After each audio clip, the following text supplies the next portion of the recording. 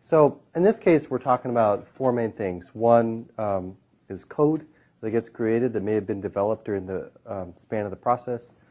Second are technical specs and technical specifications. Third is a presentation for analysts. So, a fairly technical presentation that can describe what was done, how it was done in some detail. And the last thing is a presentation for project sponsors. So obviously this is much more in terms of the business, what the business value is, the business impact, why you did it, what are the implications of the work that was done, but not in a very technical way as it pertains to the models. The other thing I should highlight is this is four deliverables, but as you can see, if you create these four, you can really meet the needs of most of the people on the team and most of the kind of roles you're going to interact with. So, presentation for project sponsors obviously goes to business users and project sponsors. The analyst presentation typically is done with the data scientist and also the BI analyst, potentially the data engineer as well.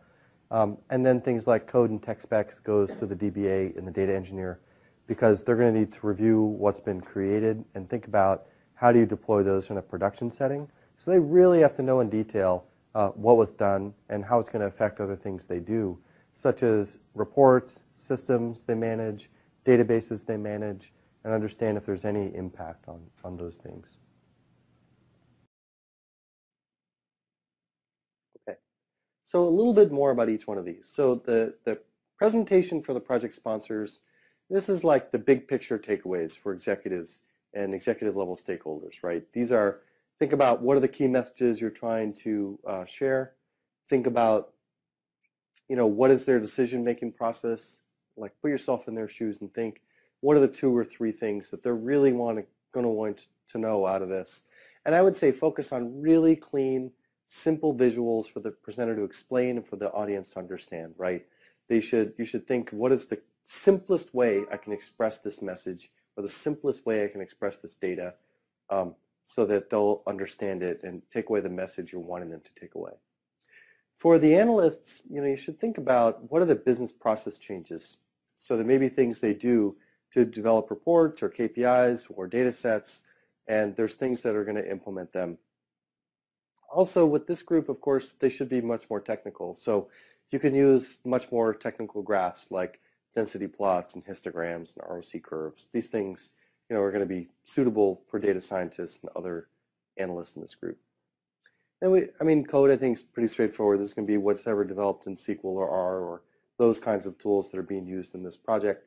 And then also some specifications about how to go about implementing that code.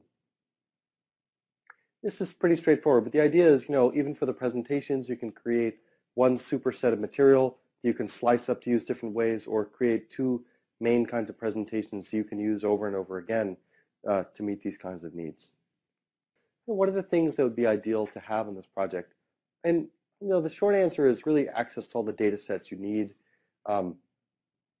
So that's, I would say, the trickiest part in many of these projects is just finding the data, getting access to the data, and getting it into the right structure and format and quality to let you do what you need to do. And then, of course, areas for staging and production data sets, having the ability to really move data between workspaces and staging areas, and some analytics sandbox with strong compute power to let you experiment and iteratively play with the data and try different kinds of models on the data. That's one of the reasons it needs to be pretty fast and pretty strong. Is it used to be that you'd have to.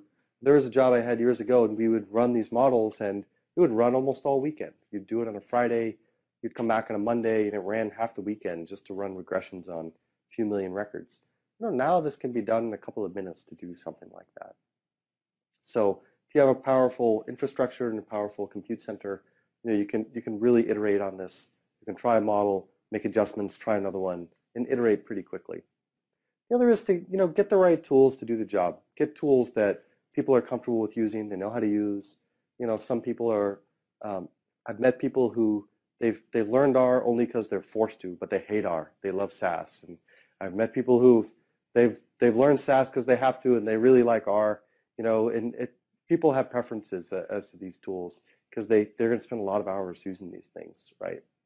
I would also say think about if there's some way to enable online collaboration, whether that's through collaborations tools like Greenplum Chorus or SharePoint or Instant Messenger or whatever those things are, more often than not, you're going to have remote teams and distributed teams. So you need to really think about how you're going to get them communicating and collaborating. And the last thing is, ideally, you want a place to log errors with systems or data sets or environments, because you're going to uncover a lot of those things as you do this kind of a project. And ideally, you should store that so that it gets addressed at some point after the project is completed. But you're going to uncover a lot of these kinds of issues. There's projects I've been part of even in the last few years, and the data sets, people use them all the time for reporting. And the first time someone goes in there to try to do a real analysis, they uncover all kinds of data problems.